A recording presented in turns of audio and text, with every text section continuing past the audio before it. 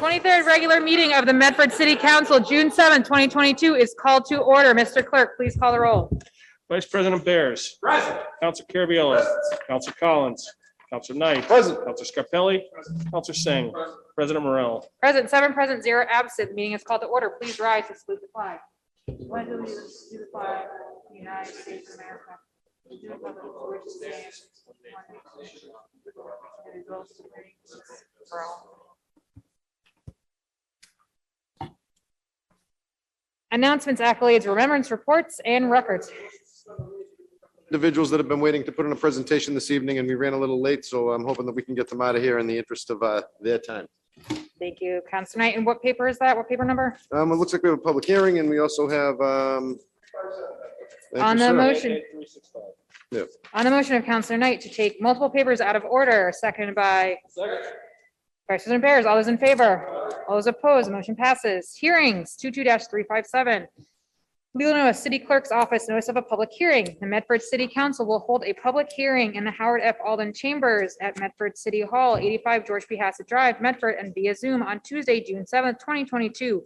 A link to be posted no later than Friday, June 3rd, 2022, on a petition from Needham Bank, Derek Redgate, and/or Andrew Bolson, 270 Mystic Ave, Medford, Mass, for a special permit for a drive-through use, drive-up automated teller machine and separate bank teller window in accordance with Medford zoning ordinance table A through F 4. Petition and plan may be seen in the office of the city clerk, room 103, Medford City Hall, Medford, Massachusetts.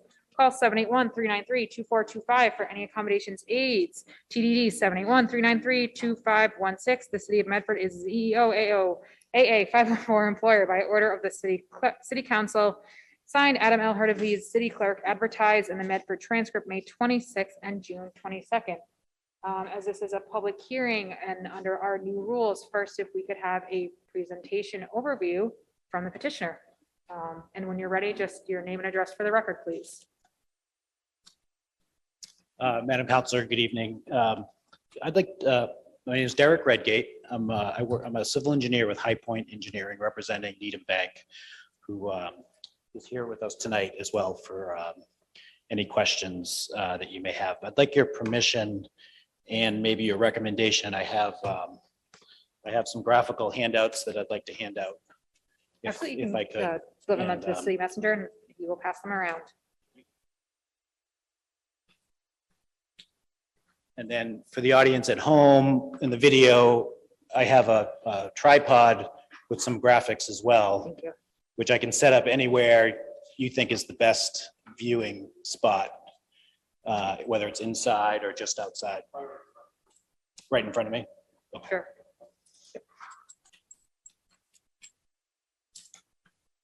Want to pass it over? Yes.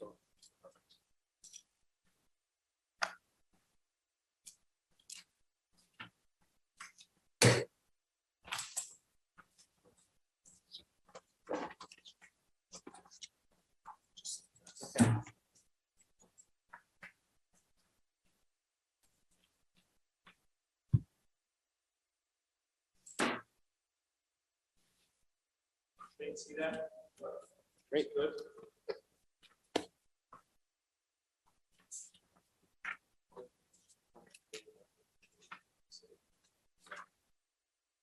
Oh, yeah. Shane, can you turn the camera? Yeah, Shane. Shane, can you hear? Yeah, a little that way. All right, he's okay. He's turning the camera. Little Three Stooges. It's on first. I think we're building the Taj Mahal. It's a drive-through. Great. Again, my name is Derek Redgate. I'm with High Point Engineering in Dedham. I'm a civil engineer. Also with me tonight is representatives of Needham Bank, including Jim White, who is the Executive Vice President and Chief Administrative Officer. And then also on Zoom is the architect for the project, Ron Cocaro. So if there's any questions related to the architecture, he's available via Zoom. We're here for a special permit under section 11.6. The project's located at 270 Mystic Avenue at the intersection of Mystic Ave and Mystic Valley Parkway. It's currently a brick office building, 2 stories. It's about 10,300 square feet, and it's currently vacant. It's on a 26,000 square foot lot, which is a little bit more than half an acre. The parcel is located in zoning district C2, and under the chart for uses, drive-through uses are an allowed use with a special permit from City Council. So that is why we're here tonight. Other than that, this is a by right project. We won't be seeking any more relief from other boards. It's strictly the relief for a drive-through in the C2. Again, it's a 10,300 square foot brick building. It currently has 30 parking spaces, and our use will be operating under the same parking demand, and we'll be able to maintain the required 30 spaces. There's going to be a full renovation of the brick building. Renovation on the interior, facade renovations, which I have some graphics and are part of the handout that I gave you, some renderings of that. And we'd like to locate an ATM machine, but also a full service window. And if you look at, I'm trying to look at the plans and I can show you where it is, but it's towards the back right corner of the graphic, which we felt was the most appropriate location for the ATM and the drive-through. Thank you. I think it's important though to have someone from Needham Bank also sort of talk about the history of in the city with another branch and new employees and things like that. We have a question from Councilor Carviallo, and if someone would like to speak. Thank you, Madam President. Thank you for your presentation tonight. I think most of us are familiar with that building, and I think there's more than enough room there to accomplish what you want. I think this will be maybe a start of the upgrading of Mystic Avenue with this building. Again, like if you showed the picture where you're going to be redoing the whole property and making it upgrading the look of it. This might be a small shot in the arm for the avenue that it needs, maybe to get some other people interested in the surrounding properties around it too. So again, it's just the last time I think I did a survey, someone else was looking for a drive-through window some years ago. There's really not a major backup of cars, I don't think. And I've talked to the other ones, I don't think 50, 60 a day, 70 a day. I mean, that's on the big end. And they won't all be queuing at the same time. But I think you got more than enough room there. You'll be upgrading the look of the building. It'll maybe give the avenue a little bit of a shot in the arm too. Yeah, we agree. Thank you.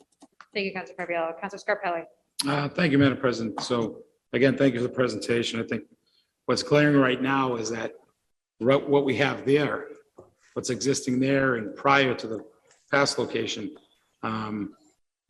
it was a huge public safety issue because as Mystic Ave backed up, people would fly through the Bank of America parking lot, just cut over onto the sidewalk right in front. It looks like you're putting community. And is that a fence right to the corner? Yeah. Right to the sidewalk? Yeah, we're aware of the opportunity to cut through. Yeah. We're gonna sign it appropriately. We're hoping to sign it where you can only enter through Mystic Avenue. Okay. And there is some traffic calming devices that are there right now in place. And so we would try to copy them in kind. But we will also look at that issue when we go to a final design of the site.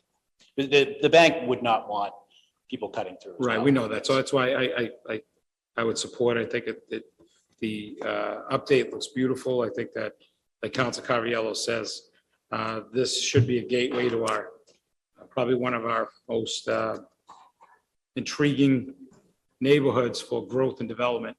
And it looks like it's very thorough, and I appreciate your hard work on this.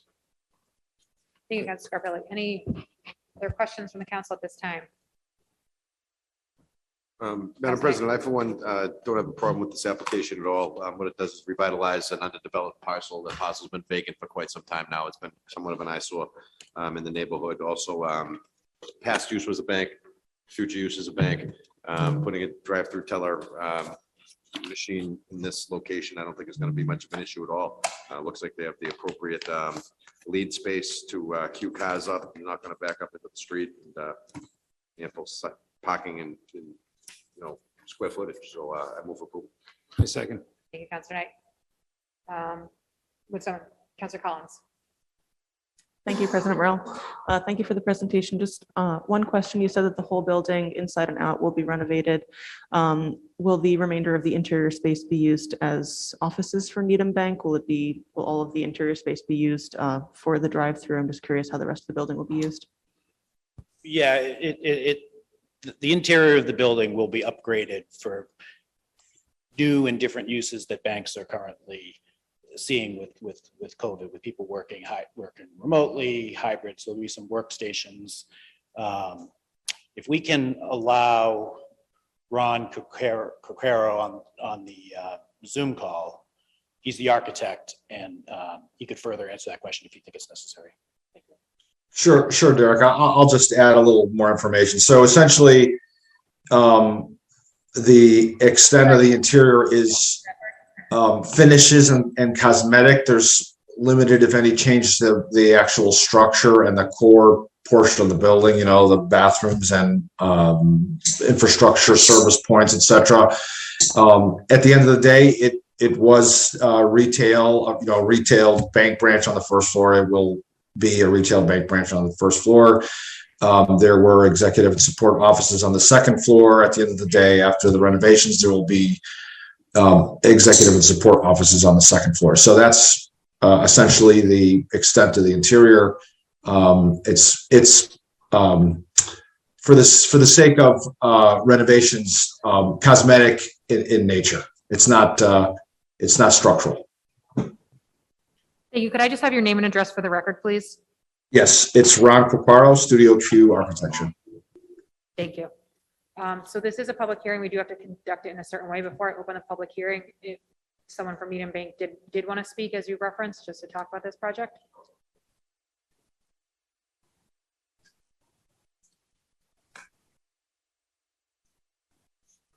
Name and address for the record, please. Sure. I'm Paul Evangelista. I was formerly with Century Bank in that building. And this location is a terrific opportunity for that same team that now flies under the Needham flag to move and continue to support both the local clients as well as the high-risk clients, such as the cannabis industry that's coming to Mystic Ave in Bedford. Thank you, Mr. Evangelista. Okay, so as this is a public hearing, first we're going to open the public hearing. Is there anyone who would like to speak in favor of the paper? That would be either of you if you'd like to just note your support of the paper. Just you're in favor. Just so you're in favor. It's just a public hearing. We have to go through it procedurally. So I'm just asking who would like to speak in favor of the You're in paper. That would probably be either of you. You're already there. Yeah, it's not a numbers game. It's Just just you're in favor. Thank you. we have two in favor of the paper. Anyone else who would like to speak in favor of this paper? Okay. Just making sure. Seeing none, portion of the public hearing is closed. Is there anyone who would like to speak in opposition of this paper? Either in the chambers or on Zoom? Seeing none. This portion of the public hearing is closed. So we do have a motion from Councilor Knight to approve under the new council rules. Following a public hearing, a 6 calendar day public comment period shall commence. Public comment shall be submitted in writing by the city clerk. The council shall neither approve nor deny any matter requiring public hearing until the conclusion of the public comment period unless waived by a majority vote of the council. Motion to waive the public comment period. Second. On the motion of Vice President Bears to waive the public comment period, seconded by Councilor Carviallo. All those in favor? Aye. Aye. All those opposed, the motion passes. On the motion of Councilor Knight to approve the main paper, Second. seconded by Councilor Carviallo. Mr. Clerk, if you could please call the roll. Yes. Yes. Yes. Yes. Yes. Yes, 7 in the affirmative, 0 in the negative, the motion passes. Congratulations. Good luck, gentlemen.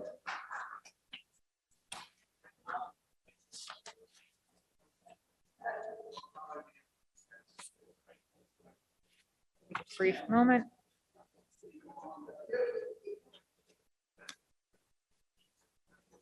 There's something in our, oh, do we not have a map? Yeah, we have a full packet.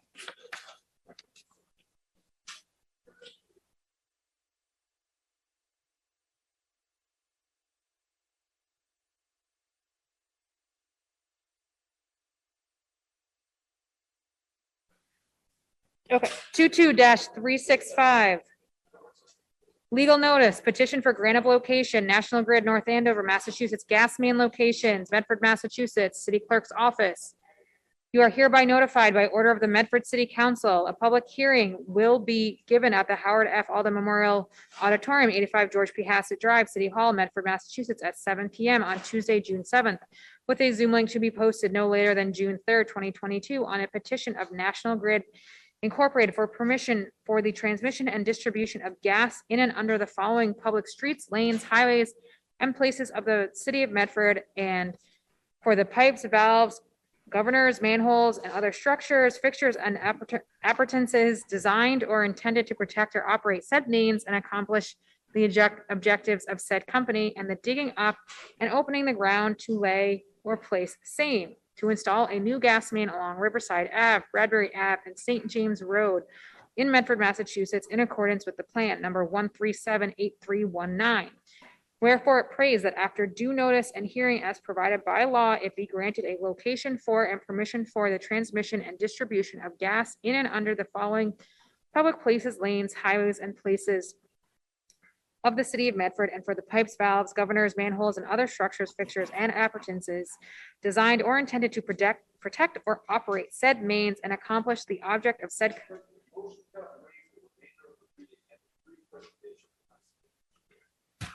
On the motion of Counselor Knight to waive the remainder of the reading and have a brief presentation from Mr. Wortella, seconded by Counselor Sang. All those in favor? All those opposed? The motion passes. We do have our city engineer on, Mr. Wortella, if you are able to give us, and we also have National Grid. So I will defer to our city engineer if you would like to give us a presentation, or you would like to defer to National Grid and then fill in any holes. I'd like to, hello, everyone. Sorry, I couldn't be there tonight. I'd like to defer to National Grid to present. So we're gonna defer to National Grid, I believe. We have Diana Cuddy on the line. Hi, good evening, Madam Mayor, City Council. My name is Diana Cuddy. I'm with National Grid, 40 Sylvan Road, Waltham, Massachusetts.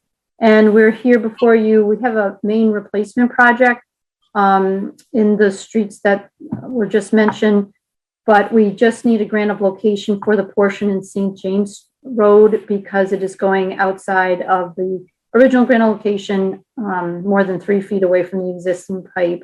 Our proposal is to install 495 feet of 6-inch plastic gas main in St. James Road. Thank you, Ms. Cuddy. What's the length of the project? For this portion in St. James, it's 495 feet. I'm sorry? For the portion in St. James Road, it's for the grant locations, 495 feet of 6-inch plastic pipe. 495 feet. Correct, yes. Is there any questions from the council at this time? Counselor Knight. Ms. Cuddy, welcome back. I know last time you were here wasn't the most pleasant experience for you, and apologize for that. Is this project have any relation with the other Riverside Avenue project that was you were here before us on previously? It does not. That was with regards to MWRA asking us. Correct. This is actually a project that we moved up, I believe, to accommodate city paving in the area. Okay, excellent. Counselor Scarpelli.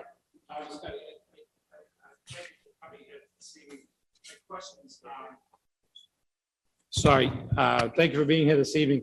My question is, has there been issues about working on Saturdays here in Medford? I don't know the answer to that. It's certainly something that can be put into the permit if there is an issue or if it's preferable or at night, those kind of things can go into the permit. I haven't heard of any issues on with Saturday work though. All right, so this job will be done mostly when then, do you know? Times? Typically, yeah, Monday through Friday, but I know they do this work. This type of job is done by a contractor. So, you know, it can be done during the evening on Saturdays. How long is estimated time, do you know? I'm not sure because it's part of a bigger project, but this portion of it, the 495 feet, would just be a couple of weeks, I would think. Okay, thank you. Counselor Collins. Thank you, President Morell. Thank you for being here. Just one question I saw under the conditions that our chief engineer attached to this petition.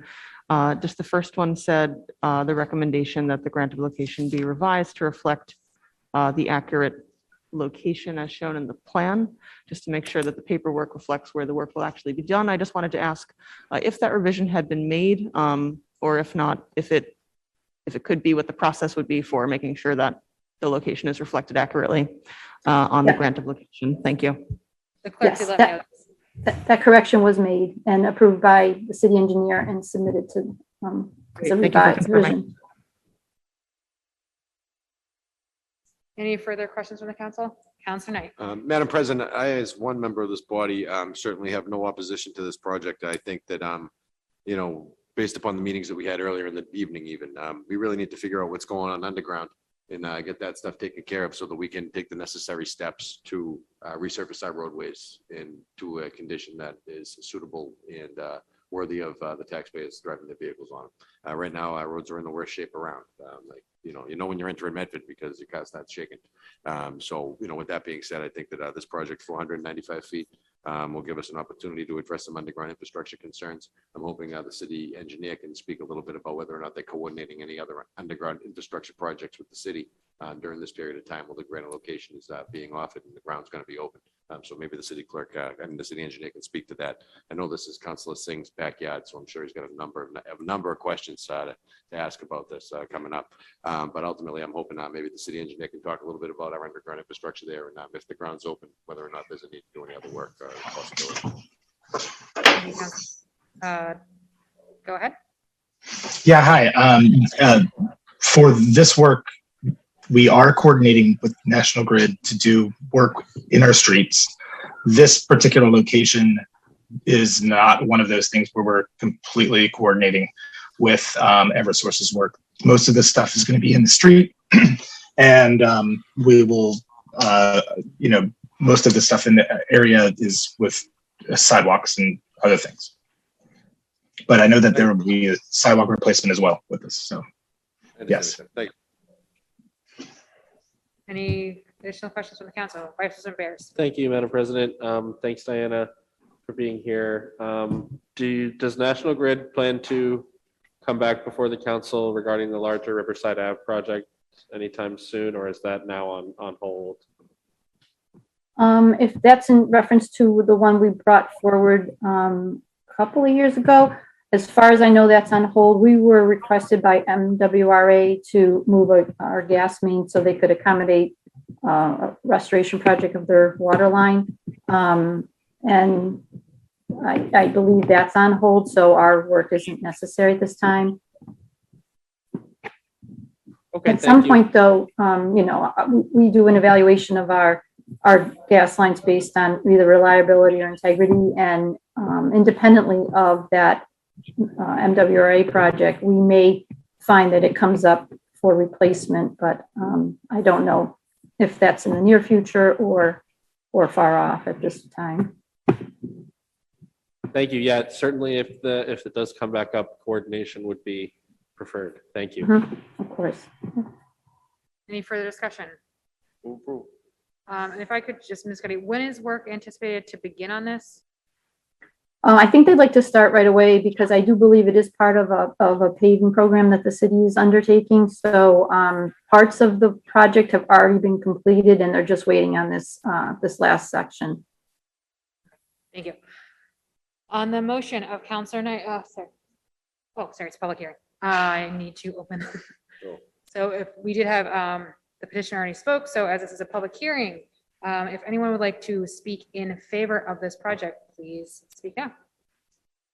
I'm in favor of this project. My name is Richard Orlando. I live on Winford Way in Medford.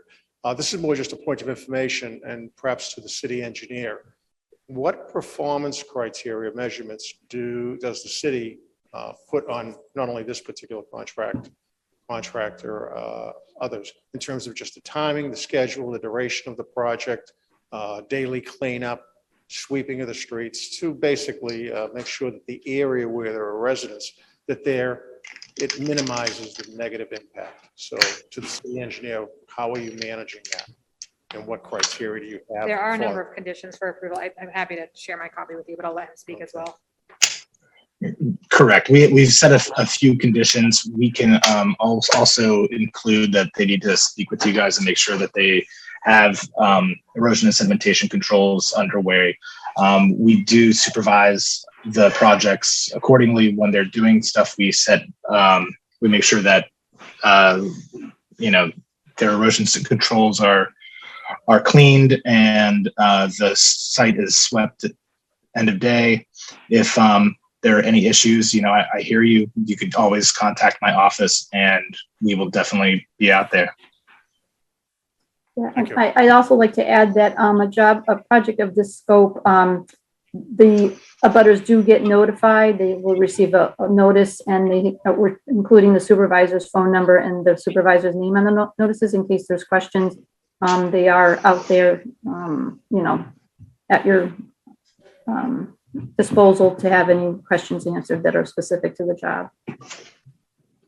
Thank you. I just want to note the conditions of approval are also, they're on the agenda itself. Madam President, I do think it's also important to point out when you look at the conditions of improvement, the city engineer's office has been able to secure some mitigation for some existing defects in the sidewalks and streets there that aren't necessarily in relation to this project, but are going to get done as part of the project for mitigation purposes. So that's something that I'm happy to see. It's something we've called for in the past, and I'm glad to see that it's making its way into these grants. Thank you, Councilor Knight. Is there anyone else who would like to speak in favor of the paper? I do see one hand up on Zoom. If you'd like to speak in favor of the paper, name and address for the record, please. Hi, my name is Gay Ohanesian. I had a couple of questions. My address is 239 High Street. I was wondering if you could clarify exactly where the begin and end of this pavement will be? So for the main replacement on St. James Road, it's basically the entire length of the road. St. James. Okay, great. From Riverside Ave to Fells Way, I believe, is the far end. Yes. Okay. Yeah, it's great that the paving will be done. So to, as counselors had said, to improve the streets of Medford.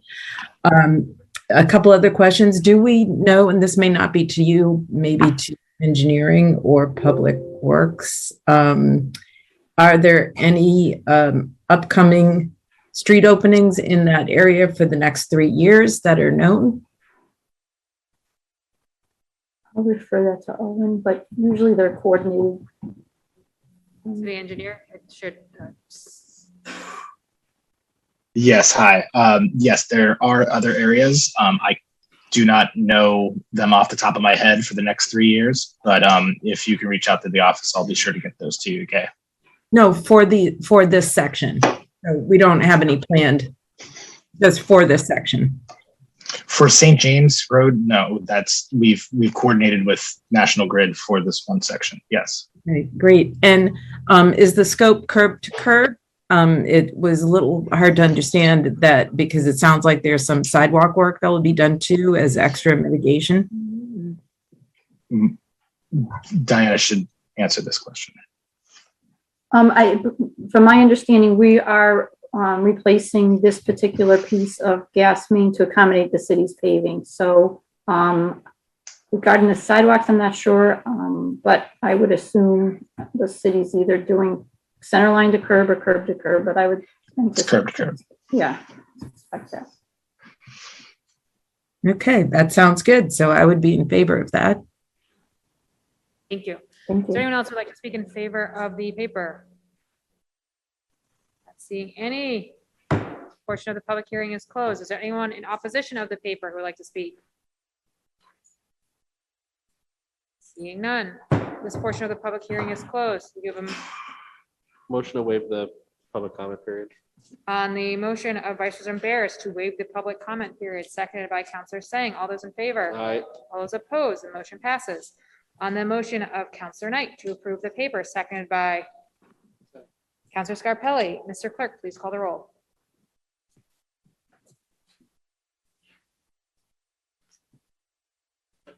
Yes. Yes. Yes. Yes. Yes, 7 in the affirmative, 0 in the negative, the motion passes. Motion to revert to the regular order of business. On the motion of Vice President Barris to revert to the regular order of business, seconded by. Good, one more? Sure. Oh, yeah. Her contract must be up with Eversource. Correct.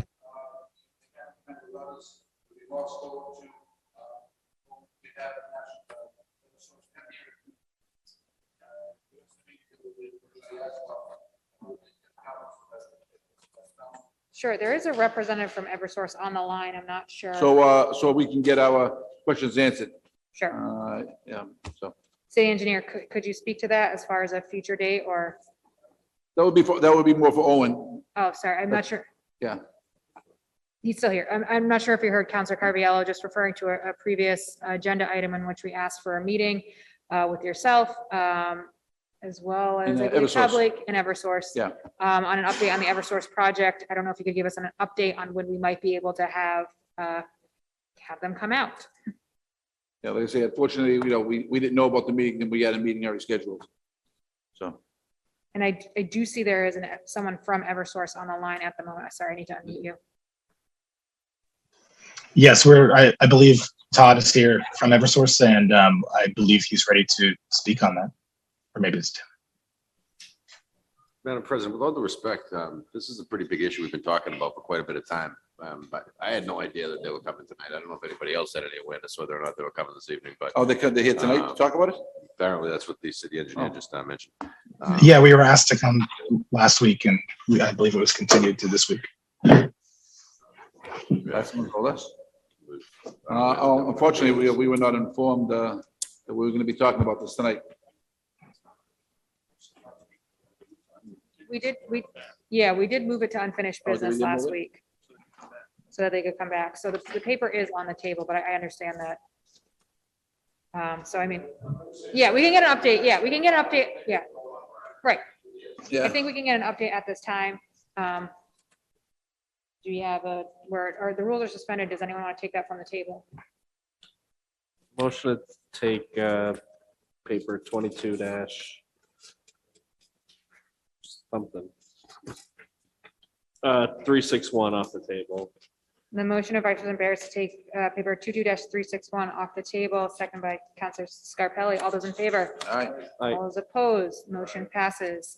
So Todd Lanham, if you could give us an update, a general update on where the Eversource project stands. I do think there is need for a future meeting that is, more early, more lead time to notice this so people can attend. But I think we've been waiting for this update for a very long time. So if you could speak to that, I will unmute you.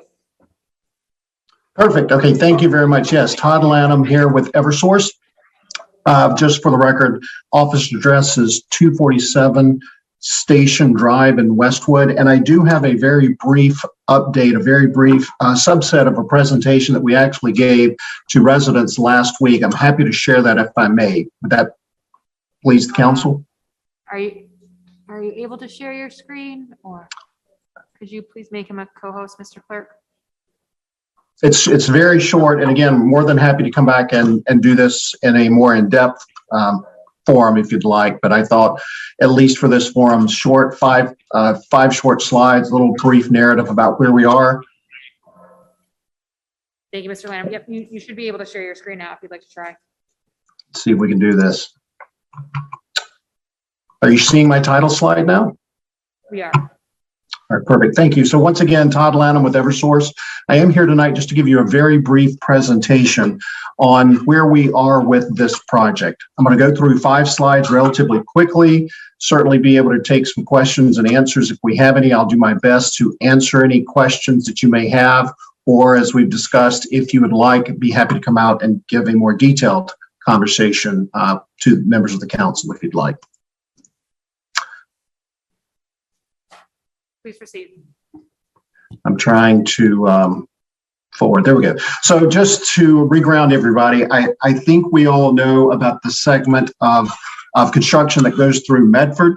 What you see on the screen here is represented of the conduit or the pipe in green and red. And in the boxes, those represent the 9 manholes that we installed. So just to give you some perspective, the green on the pipe that's in Medford represents sections that have been installed. The red sections in Medford are the ones that remain. Out of the approximately 3.2 miles of pipe that we have had to install in Medford, approximately 2.7 miles of that has been completed, or roughly 87%. We have about 2,200 feet left to go. So where are we working currently? What this slide tells you kind of goes through some of the segments that we have been working on. You can see some of the completed segments. We're actively working in the locations where you currently see the blue. So that's from Mystic Valley Parkway to High Street, and then also South Street to Main Street. Those are the 2 sections where we currently have crews during the daytime for Mystic Valley Parkway, and then we have night crews working on the South Street and Main Street.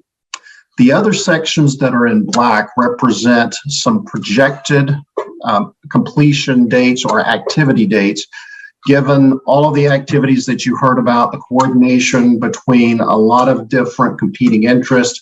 As you heard tonight, other providers have activities going on in there. So these dates are somewhat flexible, but we tried to give you an idea about when we think construction may commence and when it may complete. But again, the 2 in blue were the ones I wanted to focus on tonight, as that's where we have active construction. So to talk about one of the work zones here between Mystic Valley Parkway and High Street, you see, if you can see on my screen, this is one section where we're currently actively working. The forecast right now is to complete this section sometime later this summer, early fall. And from there, we will go to the second segment here between High Street and Winthrop Street. These are both in the same section. Roughly speaking, we just broke them down into 2 individual pieces to make it a little more easy to understand. But this work right here will probably last through the end of the year. There's also the section that we talked about from South Street to Main Street that we're currently working on. You can see here both the graphic and the forecasted schedule. As we continue to work with engineering, DPW staff, public safety, we continue to try to optimize the schedules to do more work more efficiently, more timely. But this gives you a rough idea about this section of work right here. It's a very complicated corner, as it were, where we're trying to install the pipe currently. That was very, very brief. I will say this is a very small subset of the entire presentation that we did earlier this week with the community group. I don't know, Owen, if you have anything else to add, or I'm certainly happy to try and answer any questions if you have any. But I hope that gave you at least a little bit of information as far as where we're actively working and at least some interim projections there.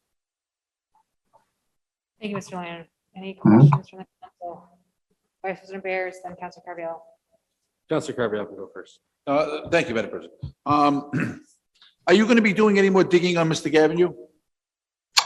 We're going to be doing any more digging on Mystic Avenue. I believe the answer to that question, and I'm waiting for some of my engineering friends that are on with me tonight to confirm.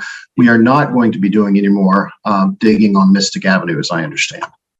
So is there a reason, would it be possible to start grinding and paving at least Mystic Avenue in the meantime, seeing that you're not doing any work there during the summer before the winter comes?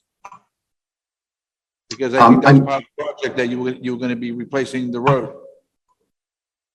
That is correct. Let me, again, I apologize. I'm trying to stop sharing my screen so I can get back to this. So let me just stop this here.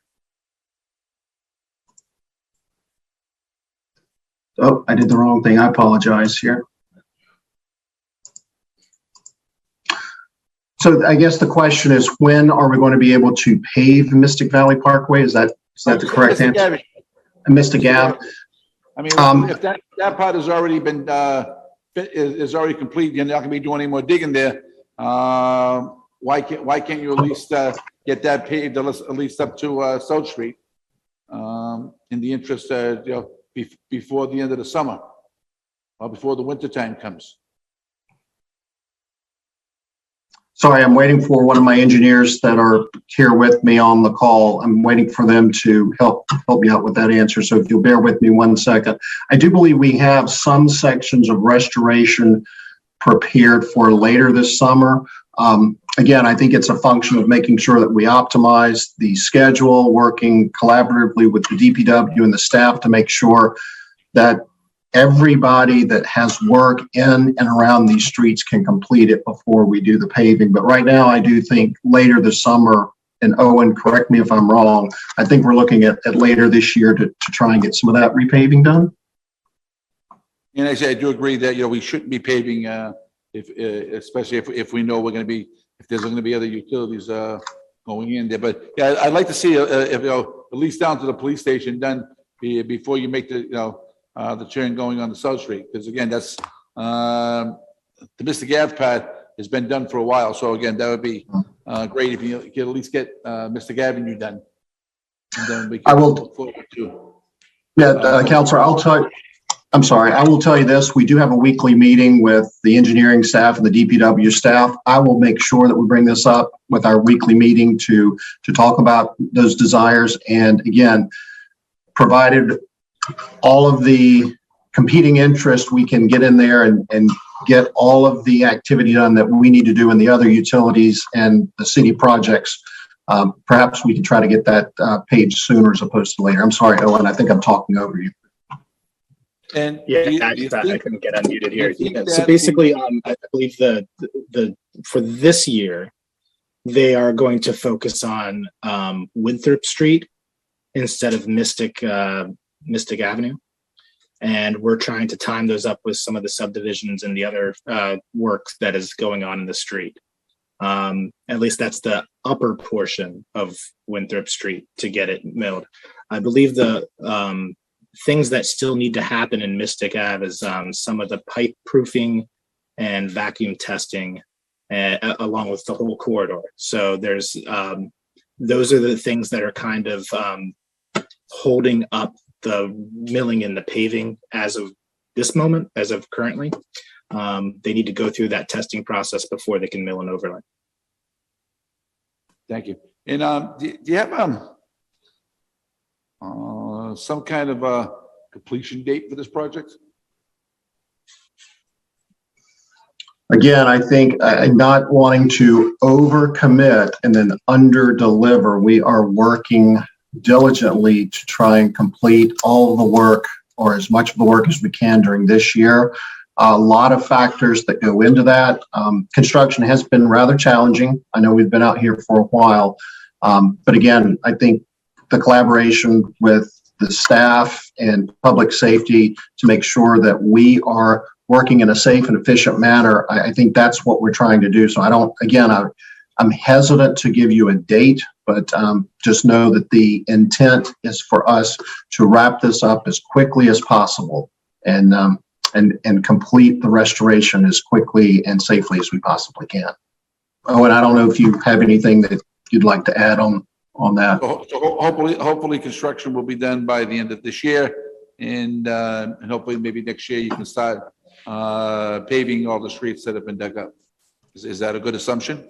I think that's I think that's what we're working towards. Again, Owen, I apologize. I feel like I'm talking over you, but I think that's what staff and Eversource are working collaboratively on, is to try to make sure that we finish up as quickly as we can, utilizing as many of the resources that the town and the staff can provide, and just make sure that this work is completed quickly and safely. Yeah, also, I'd like to add that the city's, working collaboratively with Eversource to try to get more crews and details for them so that they can expedite this work during this season. We know that this has gone on a long time, and we are, we're working with them diligently to make sure that this project gets wrapped up. Thank you. Vice President Bears. Councilor Carviallo asked all my questions. Thank you. Councilor Knight. Madam President, thank you very much. I had the opportunity to go through some of the files that weren't stolen from my desk by one of the members of the school committee. And what I found was a document dated 2015. And this document was May 19th, 2015, which is our initial introduction to the Eversource Mystic to Woburn Pipeline Project. At that time, we had some discussions where they said that this was going to go to the Department of Public Utilities, and then construction was going to start in 2016. In 2017, we met, and 2017 we met, and this was pushed out to 2018 for the start of construction. The construction said it was going to be 9 vaults. As of our last meeting, February 4th, 2020, 5 of the 9 vaults were completed. As we go through our old files and paperwork that we see here, it says Eversource is going to provide us with weekly updates via email. There'd be a Medford-specific website and Medford-specific community events and meetings surrounding this project. We haven't seen any of that. I don't know how many requests we've made to get the curbstones removed from the front of Victory Park that have been sitting there for 2.5 years. Just small quality of life things. We know it's going to take a while to get the construction done, but don't leave the place looking like a dump for 5 years. Actually 7 years now, for 7 years. All right. So I don't know how long it took them to build that tunnel in Boston. I think it was 14. We're almost halfway there. I mean, this is like the Craddock Bridge Part 2. All right. We got to get this thing done. Now, a quick question. Is the pipeline project portion in the city of Somerville complete? I don't believe it is, but sorry, I apologize. I'm polling my colleagues. No, I don't believe that portion in Somerville is complete yet either. Is the pipeline project portion in Winchester complete? No, it is not. Is the pipeline portion in Woburn complete?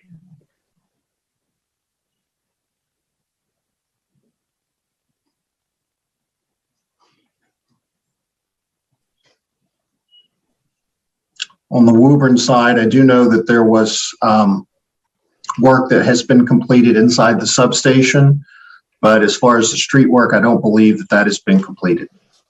Just the work inside the substation has been completed. 2015 was a long time ago, and this still isn't done. I mean, there has to be some accountability here. What are the contributing factors to this taking so long? I mean, is it that don't have the crews to do the work? Is it that it had to be rebid? I think it had to be rebid at one point in time, if I'm not mistaken. But is it that we can't get police details to be out there? Is the city administration saying we can't run crews? What's the holdup on the construction? I think it's been a myriad of factors, a lot of uncharted utilities. We ran into a lot of unexpected encumbrances. We did rebid the project at one point in times. I do think you have a lot of valid questions. I would be more than happy, rather than take up the time for the council hearing tonight, I'd be more than happy to schedule some time to come talk to the council individually and have a more detailed conversation in person, if that would please the council. I mean, we've had enough of these meetings in the past where I don't think anything's going to please us other than job being done and everybody being out of here. The residents of Winthrop Street now, since I've been on the council with my 9th year, we've done the Winthrop Street Rotary project that closed that area down for a year and a half. Then they did 3 years of the Craddock Bridge, which detoured traffic right through the Winthrop Street Rotary. And then we started the Eversource project. All right. So for the past decade, this area has been just decimated with traffic detours, traffic management plans, and underground construction. So it needs to get done. And I don't fault you, sir. I know this isn't your fault. I know this is a gigantic regional multi-billion-dollar project that you guys are trying to get done, but we have to live here. And really understand. I think we should take you up on your offer. I think that this is something that could go into, a little bit more detail. As I pull out some more files and notes, I'm going to have more questions, and I got enough of them in here in front of me to make this go on forever. So I'm going to rest my case, and I'm going to take the gentleman up on his offer and make a request that this paper be referred to a committee of the whole for a future date. Thank you, Councilor. Thank you. Any further discussion from the council at this time? Second the motion. Okay, I do see Gay Ohanessian with your hand up on Zoom. Would you like to just name and address for the record, please? Gay Ohanessian, 239 High Street. I live very close to Winthrop Circle and agree with Councilman Knight that it has been horrendous for a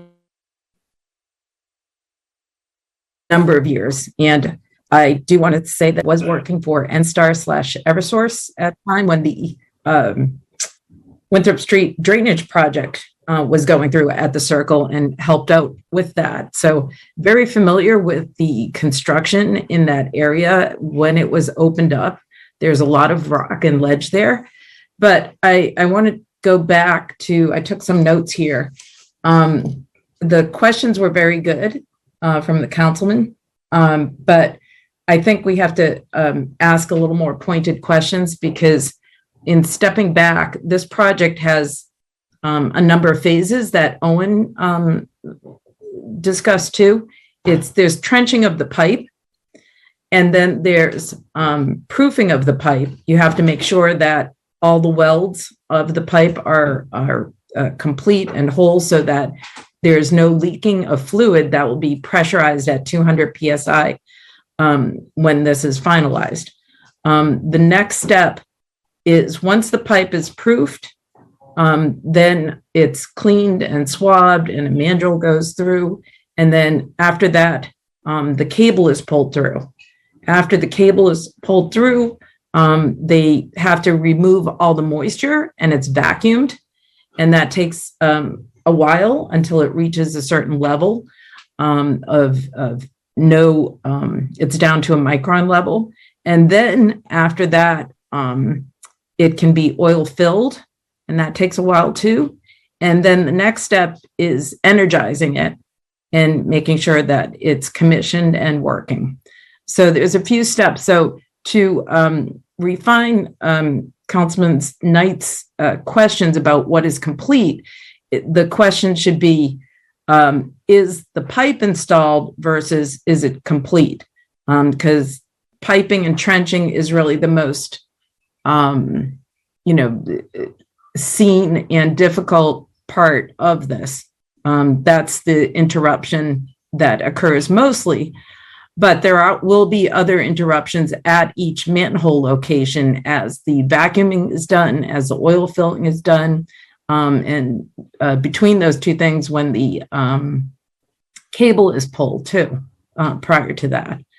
So there's a few steps that we will all be seeing and feeling as we drive through.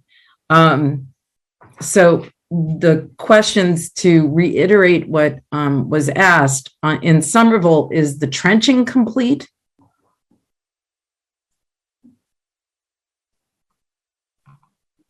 So bear with me one moment. Just pulling the engineering team on that. And for Winchester. Woburn is very short, so it doesn't matter because the Woburn Winchester line is right there at the substation. So no, the trenching is not complete in Somerville, nor is it complete in Winchester. So we still got to do trenching activity in both of those municipalities. All right. So my overall question is, if Eversource was given all the support from the city of Medford that it absolutely can, and you don't have to answer this now, but I think you should come back with it. What is the fastest schedule that you think you could get this completed? Trenched, number one, getting all the pipe in, and then two, proofed. Because to Councilman Caviella's point, is when we can start paving is really only after the pipe is proofed, because it does not make sense to me to dig up a street after it's been paved. That's more annoyance, more trouble, more traffic. If it's done twice, we should do it right the first time. And that means the pipe has to be proofed. And my understanding is that there are a number of segments that can be proofed right now.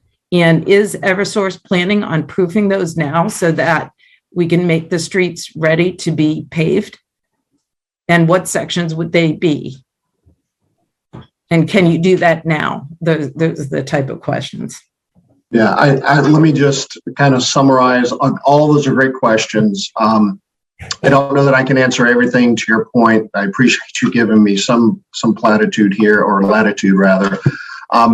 There are some sections that we could potentially work on pipe proofing this year, but I will absolutely bring that up again when we meet with staff later this week to go over. We have, during these weekly meetings, it really is about schedule optimization, finding out where we can work collaboratively with other activities that are going on in Medford, in the streets.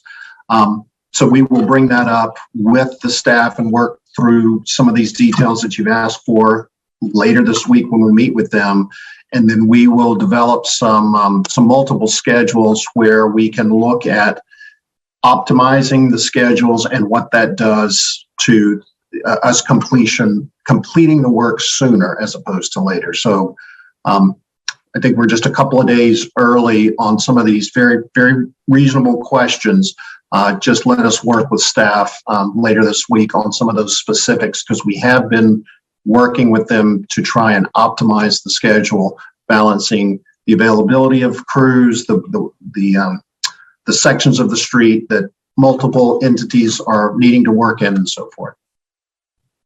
Okay, good. So here, what I was thinking, but don't have enough detail, is that as Richard Carviello had asked about Mystic Ave, if you can proof from, probably the Somerville side all the way down to South Street practically, if you can proof that, and then that would be ready to be paved, because once it's proofed, you should not have to dig it up again.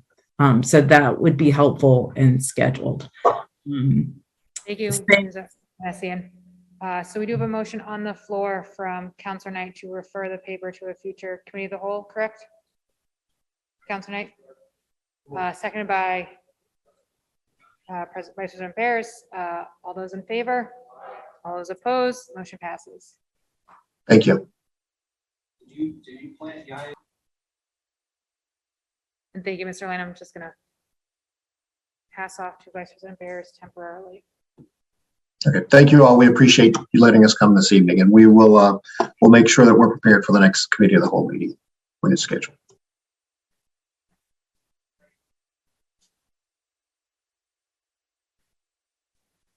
Is there a motion on the floor? Motion by Counselor Scarpelli to read back to the regular order of business, seconded by Counselor Carviallo. All those in favor?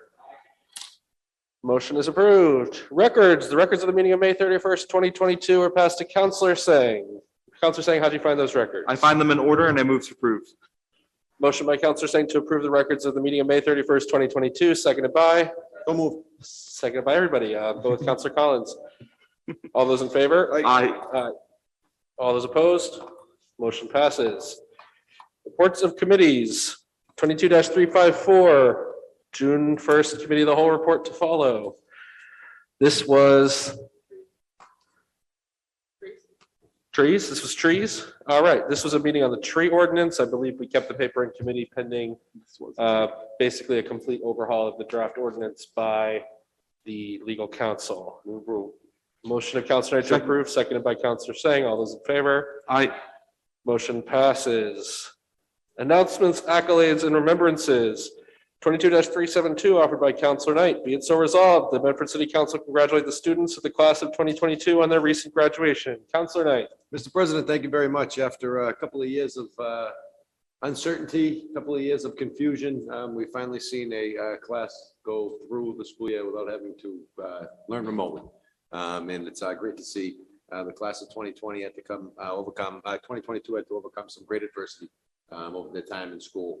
And I feel for them, Mr. President. I think that ultimately their ability to persevere through these difficult circumstances and reach the goals that they set their minds to shows what type of students that we bring up here in the city of Medford. And I wish them all the best of luck in their future endeavors, whether that's going to the workforce to becoming a contributing member of society or to continuing their education. I think that this is a very exciting time for these young adults and the future leaders of Medford. So I'd ask my council colleagues to support the resolution. Thank you, Counselor Knight. Counselor Scarpelli. Thank you, Council President, Council Knight, for bringing this forward. It's been a very trying year, not only congratulations for the students, but also our teachers. I think that if you heard them last night, you know how they've worked and how much time and effort they've put in getting to this point with this class. So the Medford High School students, our Medford vocational students, and our Curtis Tuff students. Congratulations on the job well done. And definitely a class that's going to have some great memories for some trying times. So thank you. Thank you, Counselor Scarpelli. Counselor Sang. I wanted to thank Counselor Knight for putting this on the agenda for me. I'm just kidding. No, I wanted to thank Counselor Knight for putting this on the agenda for all of our students in Medford who are graduating with the class of 2022. As a member of the class of 2022, I think I can say myself that the last few years have not been easy. No one wants to do school via Zoom. It's if it were up to everyone, you know, we the last 2.5 years of the pandemic wouldn't have happened, but you know, this class adapted to it. It persevered. It dealt with the consequences of Zoom school, and you know, I have to say they did it marvelously. I was at the high school recently for the CCSR, the Center for Citizenship and Social Responsibilities project there, where they introduced a bunch of us to the projects that they were working on, and to see the leadership of our senior class at Medford High School, at Medford Voc, at Curtis Tufts. And when it comes to community service, when it comes to giving back to our community, it is truly inspirational. And I think it's, you know, the perseverance and the values of the class of 2022 are something that that even us as adults in society can learn from.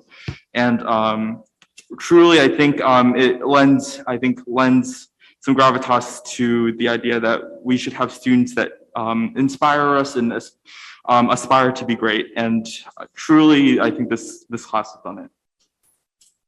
Thank you, Counselor Sang. Counselor Carviallo. Thank you, Mr. President. Again, thank you, Council Knight, for putting this forward. Again, I think everyone's said it eloquently. We want to thank the graduating class and wish them good luck in all their future endeavors. Thank you, Counselor Carviallo. And I will just note for the audience that Counselor Sang is a class of 22 member from Harvard University, not Medford High School. Congratulations. Harvard University. College, right? Oh, God. Go. Yeah, Harvard, right? Congratulations to the class of 22, wherever they may be graduating from. On the motion of Counselor Singh, seconded by Second. Counselor Collins. All those in favor? All those opposed? Motion passes. Oh, was it Counselor Knightsburg? Yes. Oh, sorry. Oh, geez. Oh, because we're going to council. I'm sorry. My bad. Thank you. Yeah, I'm not up. I'm not up here very often. I got ahead of myself.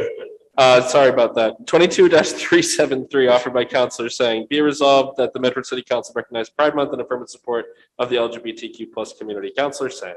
Thank you, Vice President Barris. The Pride Month is a month of celebration for our LGBTQ plus community here in Medford. It's a month where members of our community can feel open to celebrate their identities, open to be bold about who they are and be truthful to themselves. Our city this year is putting on a month-long celebration of Pride with tons of programming, which I suggest that our residents check out online. The Pride Planning Committee in particular, I think deserves some commendation for the amount of work in planning that they've put towards our Pride Month celebration. I think this resolution is our little bit here on City Council to celebrate. Thank you, Counselor Sang. Any further comments from members of the council?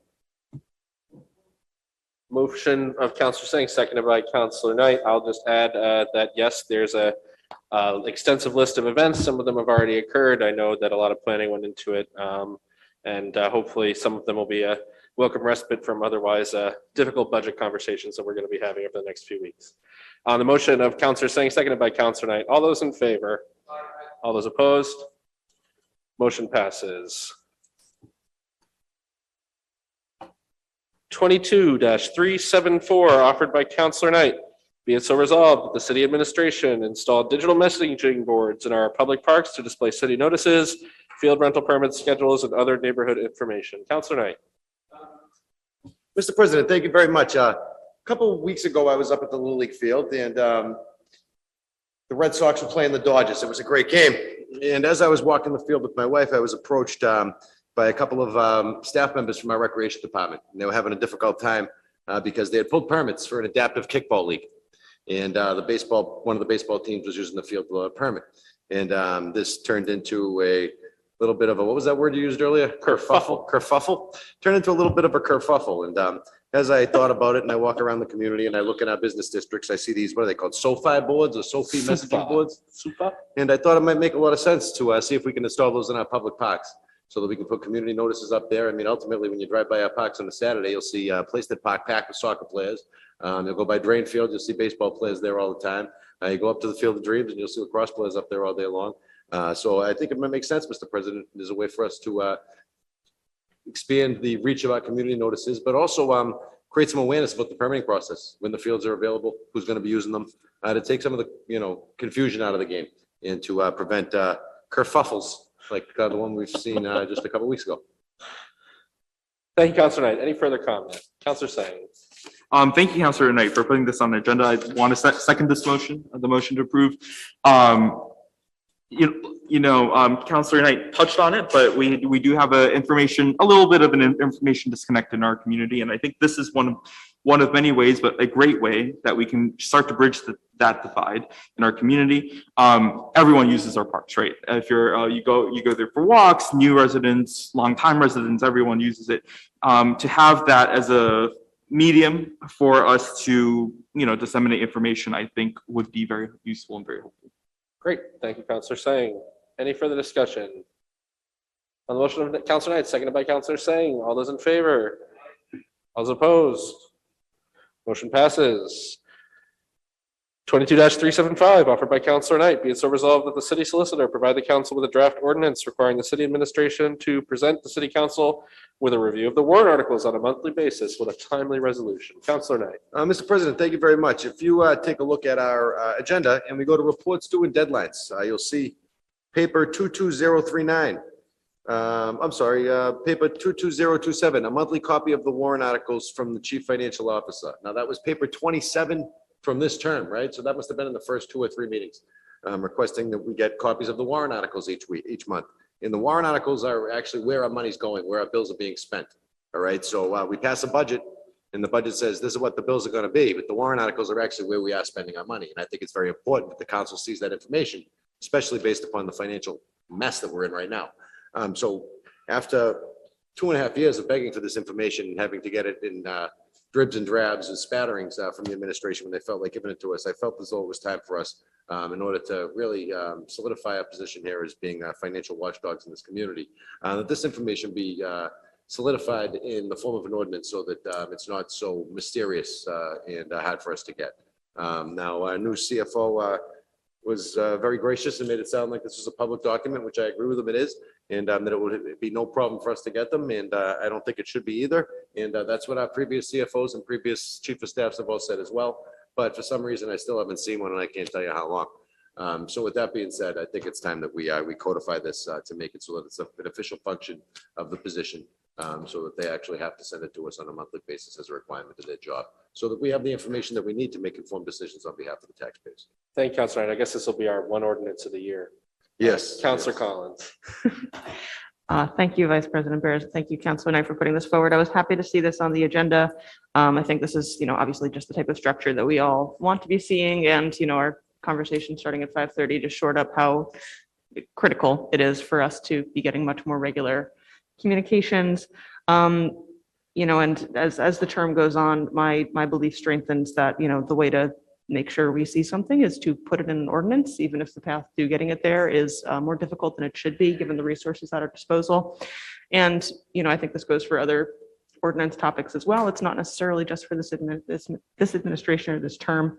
It's a way to declare this is just how it should be going forward, not contingent on any administration or any council CFO relationship. It's just how it should be. So I was glad to see this on the agenda, and I appreciate you putting it forward. Thank you, Councilor Collins. Anyone else? Seeing none on the motion of Councilor Knight, seconded by Councilor Collins. All those in favor? All those opposed?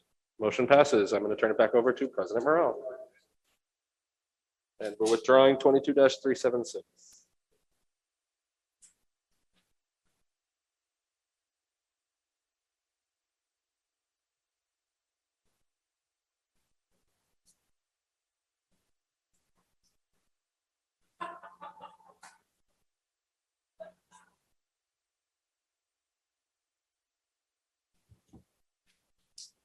Okay.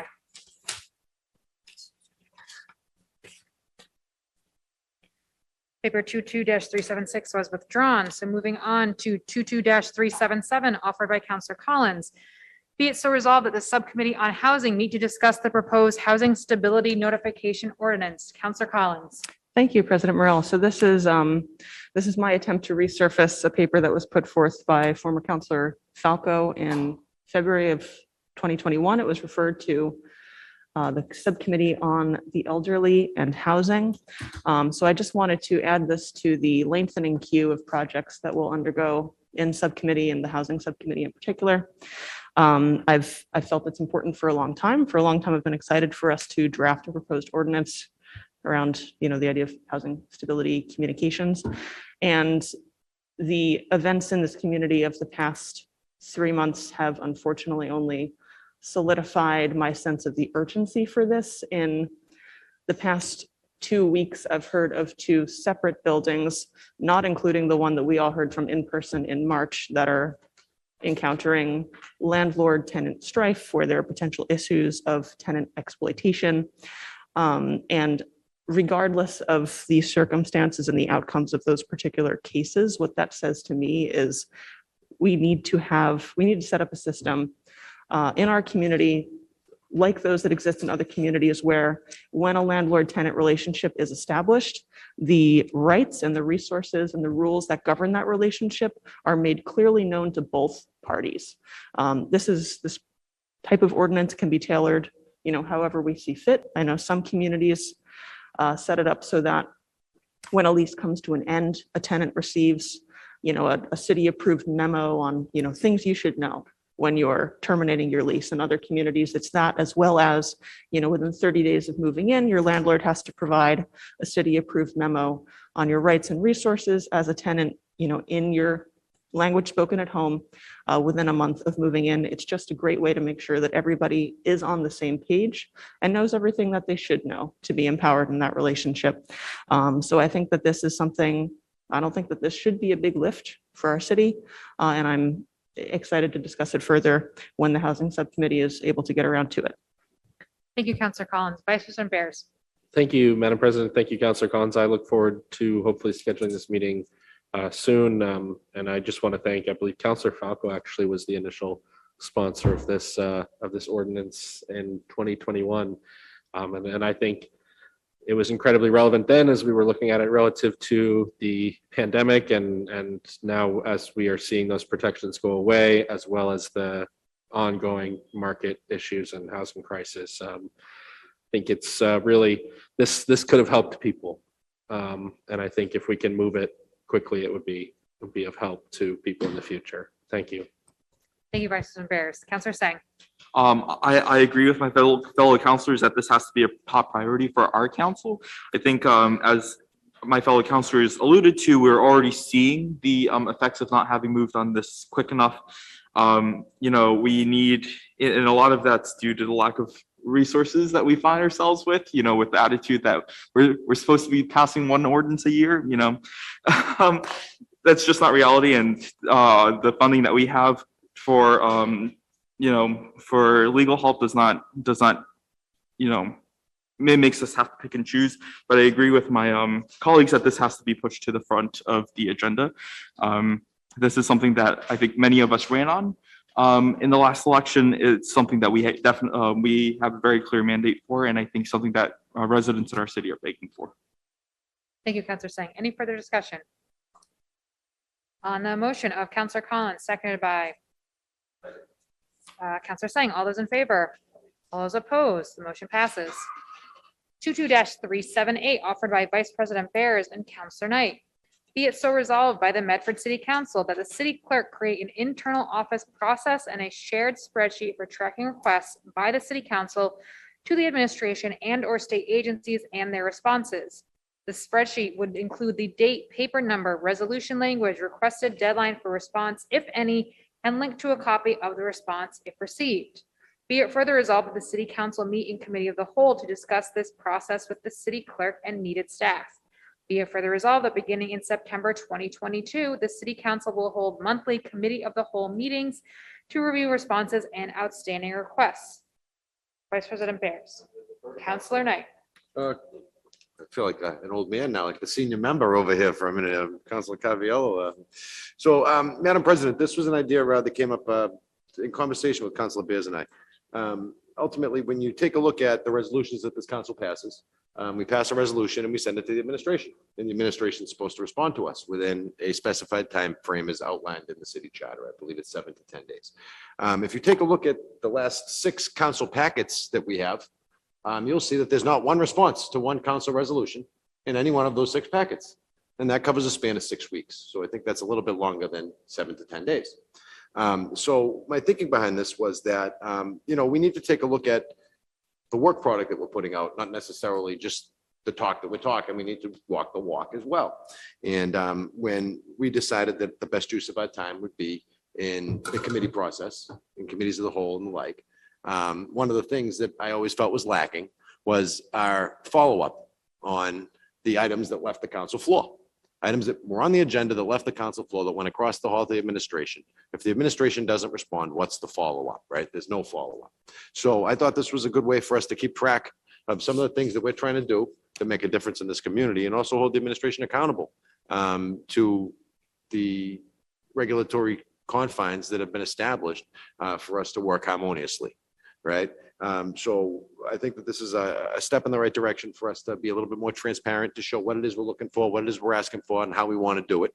And it also gives the administration the opportunity to say, look, this is what's going on, this is what we're doing, and this is why we can or can't. So ultimately, I think this is a great idea. I know we do have a council tracking sheet that the city clerk maintains already. This might take a little bit more updating and maybe bringing into the sign of the times, but I think this is a great idea. And I'd like to actually see it on the reports due section of our agenda weekly, so that when you look at our agenda every week, we'll say, council paper 22001 was this passed. or outstanding papers only be included on the agenda, something like that. Some of the items that we can hash out in the committee of the whole. But I think it's certainly a step in the right direction for us to be a little bit more transparent and to show the work that we're doing. Because a lot of the work that we do doesn't necessarily take place on the council floor. It takes place outside of the council floor. And we need to show that progress is being made. Thank you, Councilor Knight. Would that language around the reports too, would that be an amendment? We're going to be in a committee of the whole. Okay. Thank you. Vice President Bears. Thank you, Madam President. Thank you, Councilor Knight. I think this is a great idea, and I'm glad to be of some help in moving it forward. Quite frankly, I think as we saw earlier tonight, there's a basic aversion to basic accountability currently happening in this building. Sure, there were different tones used, but I don't think anyone on this council went beyond the pale of just wanting basic information and requests that we ask of the administration to share with the public to be provided to us in a prompt and timely manner. It really is a question of basic due diligence. And from my personal feeling, basic respect for the city council as an elected body in the city of Medford. To be honest, I'm a little sad that it's come to this. I do think that there are going to be a lot of procedural advantages to doing it this way, where you don't have to go and check in every time or try to keep track of your own papers. At least now we'll have it all in one place. You know, there's plenty of stuff that Councilor Carviello's put forward that I've been interested in, but I don't remember the paper number and he filed it. So I think there's a lot of synergy here that is useful. But I just think the fact that we're putting this forward, not just as a common sense reform that we could do at any time, but very specifically because we're not receiving communications and responses in a prompt and timely manner, is truly sad. So I'm glad we're going to do this. I think it's a good idea. I think it would be a good idea under any circumstances, but under these circumstances, I think it's not just a good idea, but us doing our basic due diligence to let the public know, hey, we're asking the questions. We're just not getting the answers. Thank you. Thank you, Vice President Bears. Any further discussion? On the motion of Councilor Knight, seconded by Vice President Bears. All those in favor? All those opposed? The motion passes. 22-379, offered by Councilor Sang and Councilor Collins. Be it resolved by the Medford City Council that an ordinance be discussed in subcommittee which would secure the rights of individuals seeking gender affirming care and forbid the city of Medford and municipal entities from assisting out-of-state requests for civil or criminal action against those who allow a person, whether child or adult, to receive gender affirming care or those who seek gender affirming care themselves. Councilor Sang. Thank you, President Merle. This is a proactive measure that we can take to protect our most vulnerable populations, given developing political trends in other states. You know, I think this responds to a very likely what if you know, a young, long-time Medford resident moves out of state and comes back here for this type of care. You know, this offers them that peace of mind, that safety that they would want. This is something that is very actionable because we already have draft language. And we would be joining a community of Boston area cities and towns that are putting this into action, and I wouldn't want Medford to miss out on it. The draft language, I was told recently, also includes reproductive health care and protection for those seeking reproductive health care, which we know now is at stake in our country, very unfortunately. And so I would also motion to amend after the references to gender affirming care, just to add in and reproductive health care in this resolution. But the most important message I can say about this resolution is that this is a way to let us as a council and as a city live our values and celebrate our values that we affirmed earlier tonight with the resolution celebrating Pride Month. We, as a community, Medford stands for everyone. We stand against bigotry, and we stand for peace of mind and safety. And you know, these questions are matters of public health. They're matters of community safety, and I think this would be an important resolution for us to take on tonight. Thank you, Councilor Sang. Councilor Collins. Thank you, President Morrell, and I thank my Councilor Sang for working with me on this idea. I think when it comes to the general topic of, we're in a national moment where in some parts of the nation, the civil liberties of the LGBTQ plus community, including those seeking gender affirming care, those civil liberties are being questioned, they're being threatened, they're being attacked. So I think this is the moment in which, the failure to be proactive is actually regressive. The anti-LGBTQ plus operatives in our more conservative parts of the nation, they want our neighbors seeking gender affirming care to feel isolated and atomized. That is their political angle. That is their power play. So we have an opportunity to distort that narrative by promising safety. That is how we can be an ally to our neighbors in other parts of the nation and stand against these threats to civil liberties. And I also want to note, there's precedent for this sort of ordinance, this sort of resolution. The Medford Police Department entered into a commitment of noncompliance between the police department and Immigration and Customs Enforcement. So I feel like within our community and others, there's broad precedent for standing up for protection of rights where we have jurisdiction to do so. And I respectfully ask for the support of our colleagues in discussing this ordinance. Thank you, Councilor Collins. Vice President Bears. Thank you, Madam President. Thank you, Councilor Singh, Councilor Collins, for putting this forward. There's some incredibly dark and twisted forces at work in this country seeking to impose their will on others, to deny basic medical services and care to people of all stripes. I mean, this is fundamentally about our basic freedoms and our basic liberties as people in the United States. These folks and their big dark money are spending millions and millions and millions of dollars to abuse and misread and twist the United States Constitution to the point of saying that a parent cannot provide basic medical care that their doctor says is necessary to their own child, that an individual person and their doctor cannot make a decision about their own medical care. I'm grateful to hear that reproductive health is going to be included in this ordinance, because that was what I was going to add to amend here. This is fundamentally about the most human right of all, the right to control your own body, the right to control your own medical care. And, the just deeply shameful movement to destroy that freedom, to destroy our Constitution, and to take away some of the most basic of rights must be opposed at every level. The idea that a parent trying to get care for their child, having to flee their own state and come here to get that care, and then being treated like a fugitive, asking us to report them so they can face criminal action when they return home, is disgusting.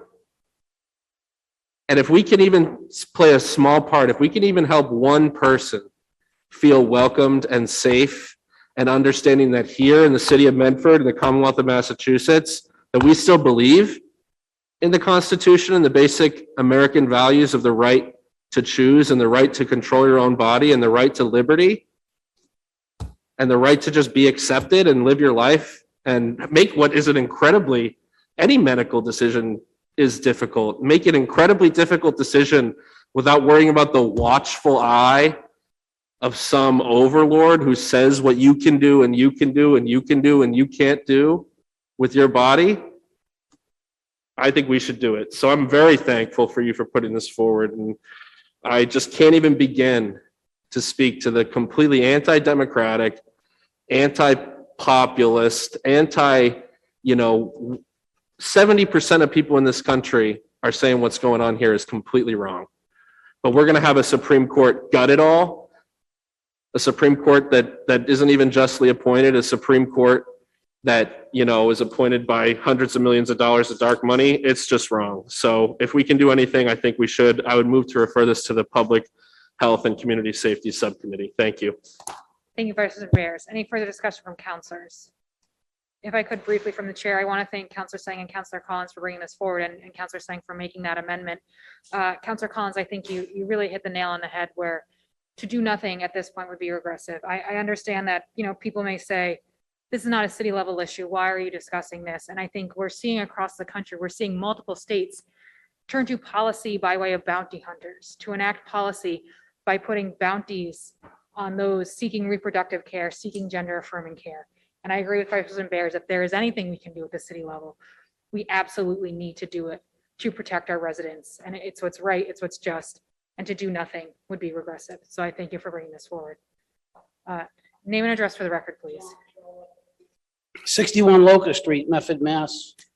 I take exception to that bill or whatever you guys are trying to do with it. And the reason I take exception is why are children on there?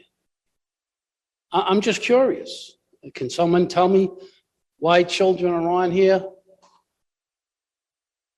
Point of information. Does this mean that a 12-year-old can go do what they want Point of without the information. parents' permission? Vice President Bears. I'm just, What, Councilor Collins, did you want to speak? You know, Sorry. I'm asking, Vice President Bears and if- Councilor Collins, if you'd like the council to speak, they can respond. you're always very curious and I appreciate your curiosity. But this is not allowing 12-year-olds to do whatever. This is medical science.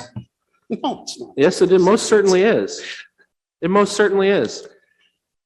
This is about medical science. This is about doctors and families making Yeah. decisions. And I don't think that anyone should be getting in the way of that. This is a Counselor serious, very serious issue that's Counselor going Collins, on right Point of now. information, Councilor Collins. Mr. I'm Stroh, sorry. if I may, I just want to, Sure, I want to yes. To go back to the text of the resolution, this would forbid the city of Medford and municipal entities not to recommend or provide any medical care at all. Obviously, that is not what we do as a municipality. What this does is forbid us from assisting out-of-state requests for civil or criminal action against those who are seeking that type of care. So that is simply saying we will not participate in bounty hunter programs to keep additional legal trouble upon people who are trying to make medical decisions for themselves. I just wanted to clarify that point. We want to secure the rights of individuals seeking gender affirming care. So you're telling me that if someone from another state, is this what this is for? If they can't get gender affirming care in another state, they can come here and they're going to be able to get it here, but they can't get it in another state. I'm just not aware of any state that doesn't allow this. Point of information. Point of information, Vice President Bears. In Texas recently, their attorney general, and I won't get into the fact that he's been under indictment for 8 years, but their attorney general issued an order that said that the Department of Social Services should investigate families, potentially take away kids for getting this kind of medical care as as discussed by the doctor. So the Attorney General of Texas was ordering social services to investigate families and potentially take away their children. Now, if someone came here to get that care, because it sounds like Texas isn't a very favorable place, this would say, well, we're not going to tell you what kind of care they got, because it's, medical privacy. And I think we've had quite a few discussions about medical privacy over the past 3 years. But it says, we're not going to report you to the cops in Texas so they can take away your kid. That's what it says. I'm just gonna, let me just say this, okay? I don't think that anyone understands, really understands what's the seriousness of this, that's all. I mean, I think taking away children is incredibly serious. We're talking about children, okay? All right? You can go look at any study you want, all right? I mean, Massachusetts, in my day, okay, we were the first state to allow gay marriage. You're all aware of that, right? So when I was young, we fought for all kinds of stuff, okay? But when you're talking about children, all right, no one's brain or mind, the cortex, whatever you want to call it, okay, is developed at 12 or 13 or 14 or 15, 16. You're not developed till 25. When we're young, we all make rash decisions. We make decisions that we regret later on in life. Hopefully they're small decisions that we made. Maybe, a couple of my friends got tattoos when they were 18. They don't want those tattoos no more. Who wants an anchor? All the tattoos are all different now. And that's just a minor example. When you're talking about sex change and things like that, okay? You know, it's a very difficult process for these kids to go through. I have a lot of friends that went through this. I do, okay? They were given the opportunity to make the decision on their own, okay? Politics and everything else in our school system, what's going on in our schools is wrong, okay? Kids need to figure it out on their own. That's what they need. They don't need us telling them, oh, no, you come here and you can do the operation, or you can do this, or you can do that. The suicide rate for these kids is out of control. Okay, I'm saying this because I really do care about this issue. Okay, that's why I'm up here speaking. All right, and I can't understand how you could possibly include children in this. And I don't care what you want to call it, because I know how this happens and I know how it starts. All right, it just goes from, oh, we're just doing this, but then, you know, whatever, next year we'll have something in the school. And, you know, a kid wants to do, it's happening now. They don't have to go see their parents. I mean, it's not right. You're talking about, oh, the parent wants the kid to get it. That's a whole different story. I'm very concerned about the kid that's going to go to whatever and be able to do whatever the hell he wants, and he's 15 years old. Okay, and then by the time the kid's 23, 24, 25, you know, it's a fact. I know a doctor that used to do these operations. He stopped doing them because he took an oath to help and to save people. It's not like you talk like it's this simple thing. Oh, I want to, you know, change my body. I'm this, I'm that. It's not simple. People suffer with this. Counselor Sang, Counselor Collins, and Vice President Barris. John, listen, I know you really do care. I know you really do care, because Jack, who, you know, whatever, he I tells don't want to me, get into anything personal, okay? he Don't tells me you mention any do care. names. No, don't. All right? But the issue at matter here isn't what you're saying at all. I mean, there's nothing. No, but it the will city's be. not making. It will be. It will be. I'm telling you, it Our will city be. is not going to pass an ordinance Right. telling people to be transgender. I'm fine. It's just not. I'm going to calm down and I'm just going to walk away. But if think real hard before you pass this. That's all. That's all I'm going to say. You're going to do what you want.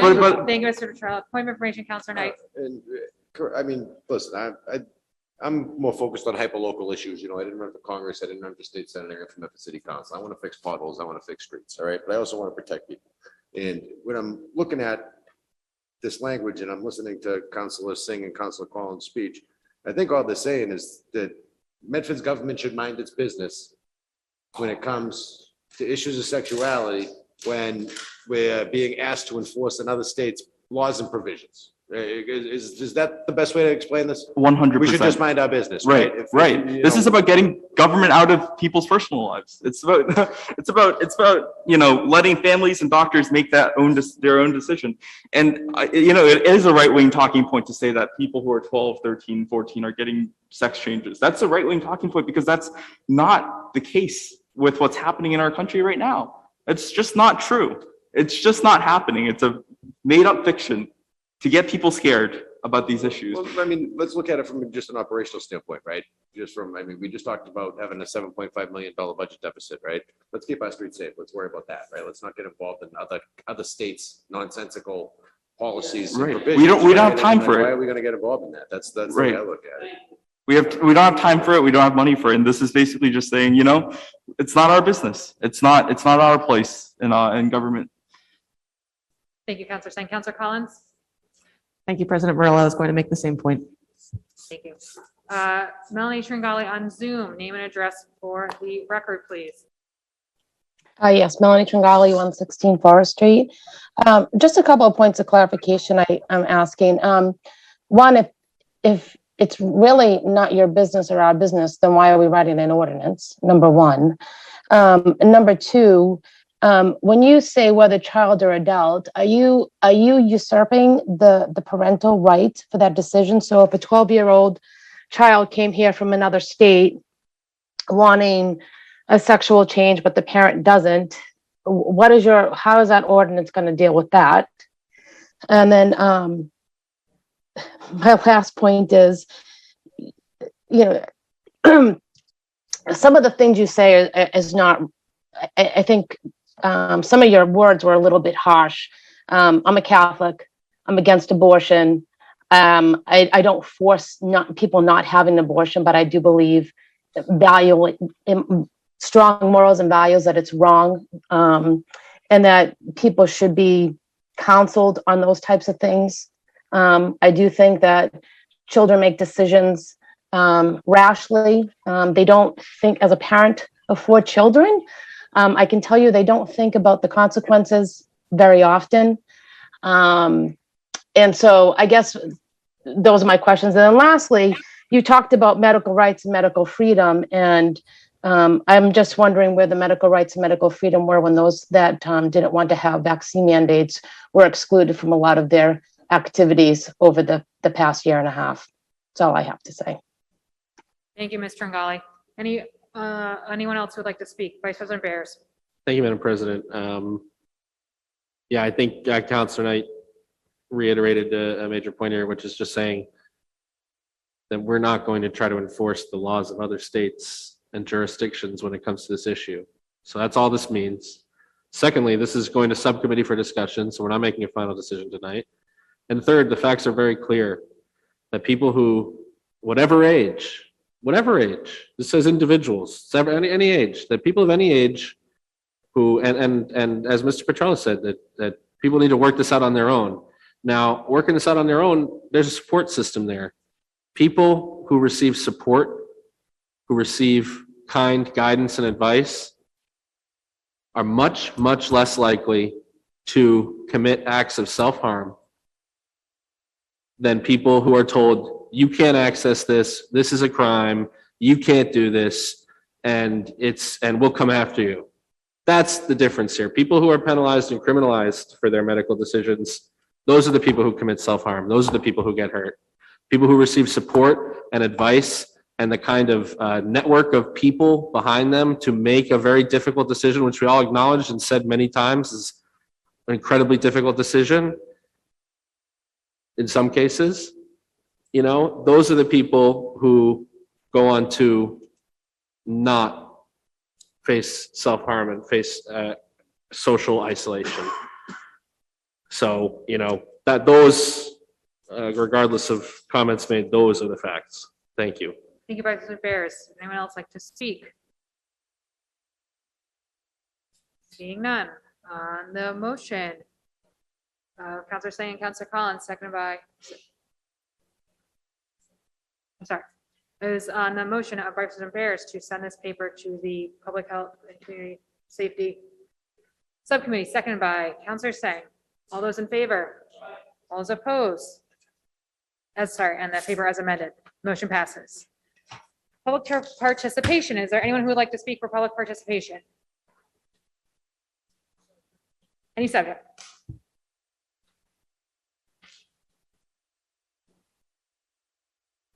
Name and address for the record, please. Richard Orlando, Winford Way, Medford. Last night I was at the school committee meeting, and not to revisit all the budget discussion of the shortfall. There was much of that last night. I think there were about 150 people from the Teachers Association there, and there's a lot of frustration between the Teachers Association union and the administration and school committee. They'll work that out, and eventually that'll ripple up to this body. What I would just ask that this body, the city council, consider, as I listened to the meeting last night, and by their own admission, they found out about this shortfall of $8 million unexpectedly. They haven't investigated it sufficiently. I don't think they've thought about the different methods they might try to resolve it with and close that gap. And that's all yet to be discussed. What bothered me was, and this isn't an exact quote, but one of the school committee members said, Medford people don't want to pay. I think is our budget around $200 million a year, something in that range right now, or a little bit shy of that. I think people in Medford do pay. So that was the audacity of that statement. It was very insulting, I think, to Medford citizens. And then quickly, we started hearing discussions from different members of the school committee about Prop 2.5 overrides. You've just found out about the gap. You haven't investigated it yet, and you have a knee-jerk reaction to start proposing a Prop 2.5 override. Now, I know such a decision would go through a lengthy process, but I would hope that this committee, this body, I'm sorry, the school city council would show the citizens of Medford a bit more respect than what I heard last night. So thank you. Thank you, Mr. Orlando. Anyone else who would like to speak for public participation? Not seeing any. This is the end of our agenda. On the motion of Counselor Knight to adjourn, seconded by Counselor Sang. All those in favor? All those opposed? Meeting is adjourned.